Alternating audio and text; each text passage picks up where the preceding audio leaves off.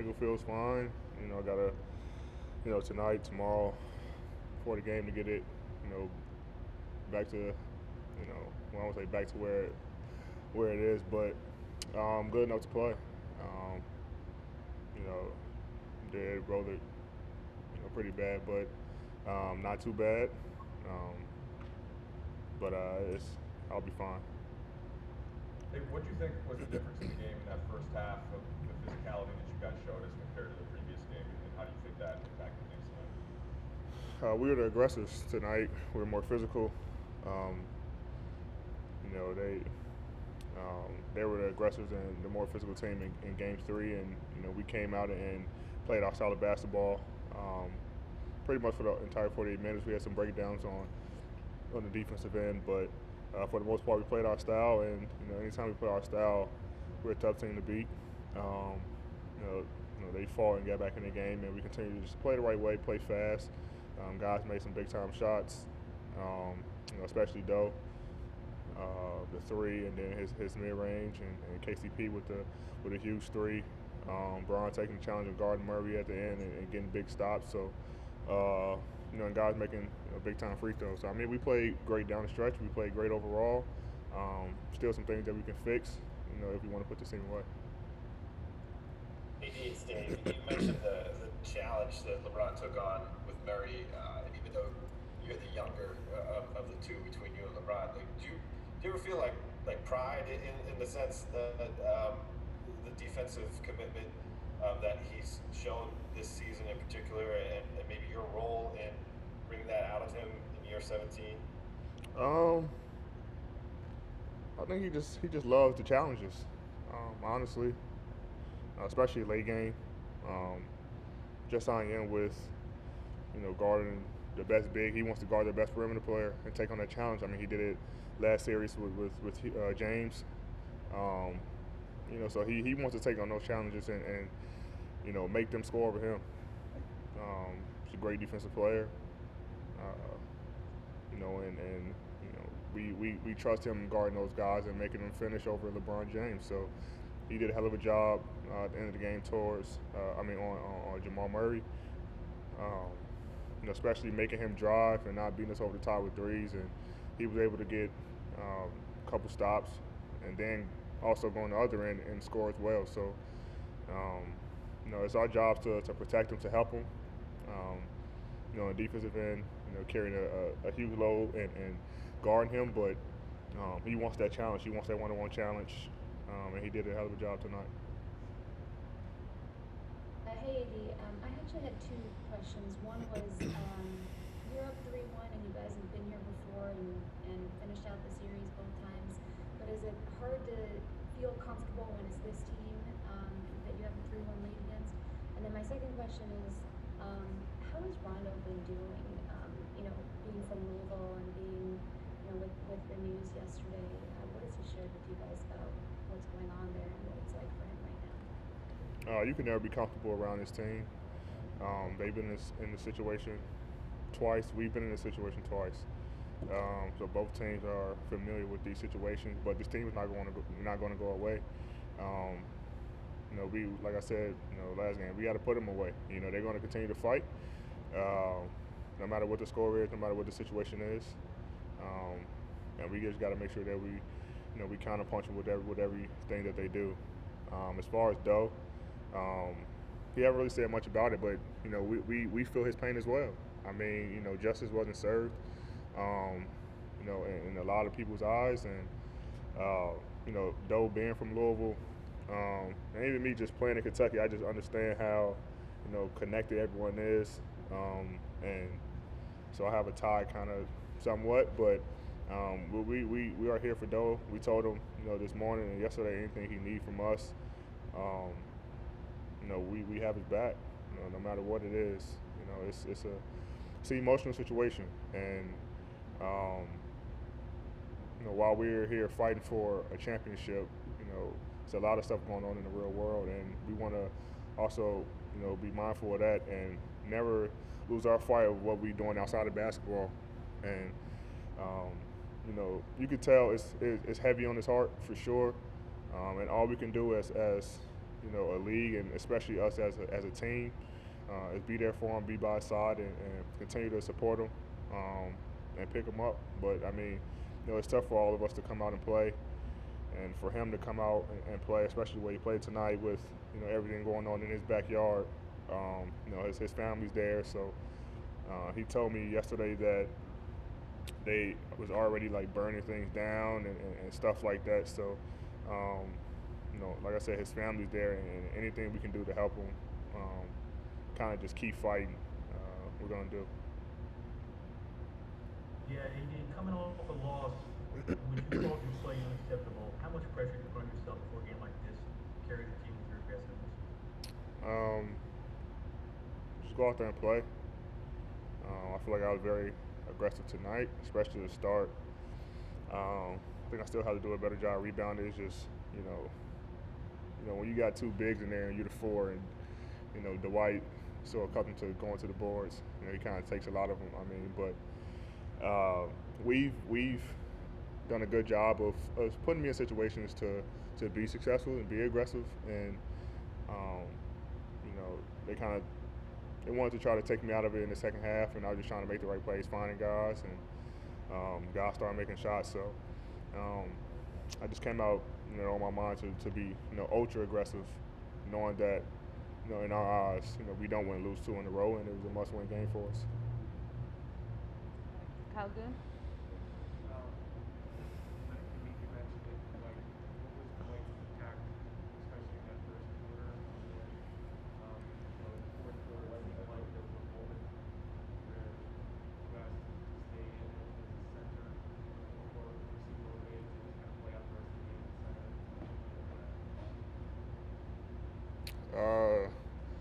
Dwight's impact this entire series has been very helpful for us. First half, he had 6 offensive rebounds. He's battling with Jokic. Just being a pest, and taking on that challenge. I mean, like I say, for a guy not to play last series and come in and have a huge impact, he stayed ready. Got the start tonight, and been playing well for us. And as far as the end of the game, you saw when I rolled my ankle? They were kind of trying to go offense, defense type thing. Jokic had a couple fouls. He came out the game. And I think they put Millsap and Grant at the 4 and 5. But crunch time, I'm really not coming out of the game anyway. So, and Markieff had just fouled out. So just kind of just stay small. Guys to make plays kind of match up with them. And, anytime Jokic came back in, then, we'll match up again. But late game, not planning on staying in whatever lineup that coach had. All right, Rachel?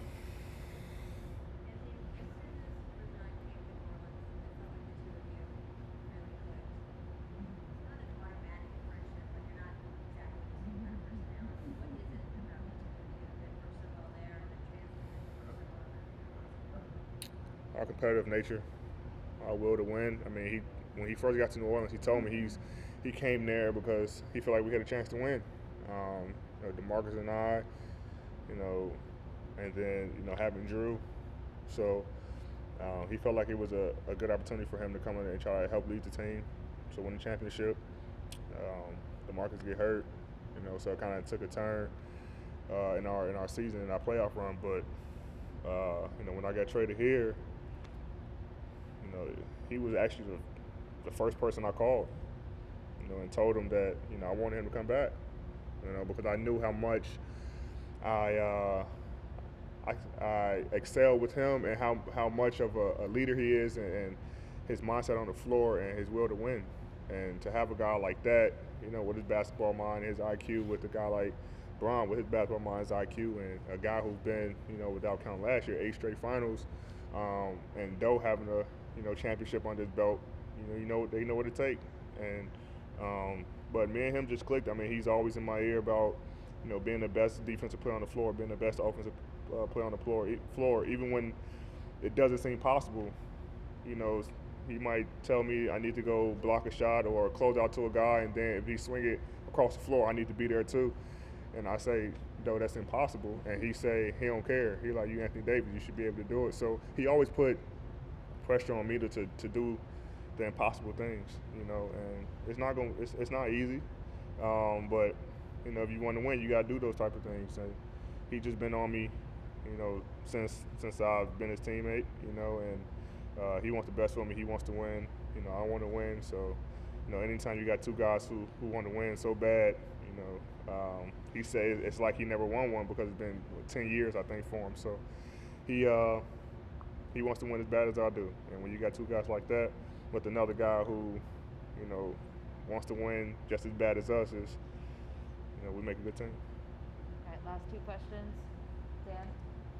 Anthony, after you rolled the ankle, you know, you kind of went down, retied your laces, and then you went for that timeout, but you didn't sit. You kind of had to walk through it.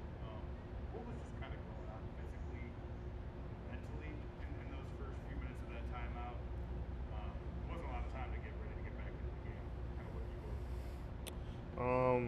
Eventually, I was just trying to just stay locked into the game. I mean, I knew I wasn't going to come out,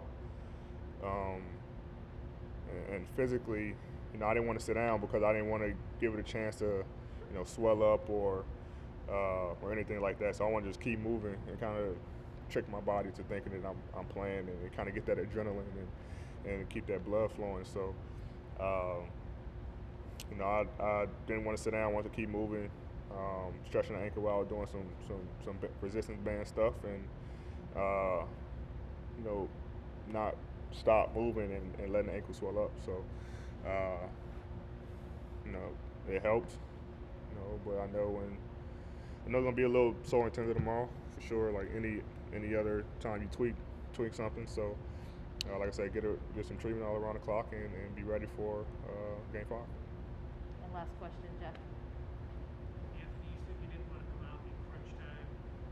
Fourth quarter numbers are pretty spectacular in this series. What does the fourth quarter and those moments mean to you? What's your mentality in those moments? And I guess what does it mean to you, whether it's a buzzer beater or at free throw line, help put these games away? Just want to be, you know, aggressive. Take some pressure off this guy over here. You know, a lot of teams lock in on him late game, and you know, I want to be able to, you know, take away some of that pressure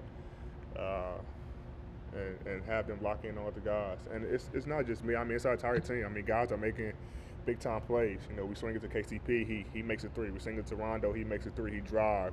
You know, we get an offensive rebound. So when we know that teams are locked in on a guy, you know, when you have a mismatch. You know, it's our jobs to move, to cut, and to make plays for them. And you know, when I'm in the game, I'm, like I say, either trying to get to the line, make a play for myself or for others, and take the pressure off Lebron. And you know, he do the same for me. You know, when I have the ball or I got it going, and they start keying in on me, he come to me and tell me, all right, I'm gonna take some pressure off of you. So.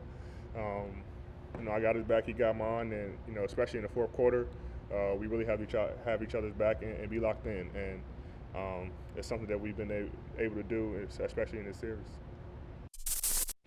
Thanks for watching ESPN on YouTube. For live streaming sports and premium content, subscribe to ESPN+.